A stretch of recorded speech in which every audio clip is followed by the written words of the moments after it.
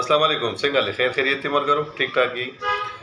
د یخنۍ موسم دی او اکثر خلکو سینې خراب وي بلغمي ټوخه الرجی والا ټوخه یا د یخنۍ د دوړو د وجې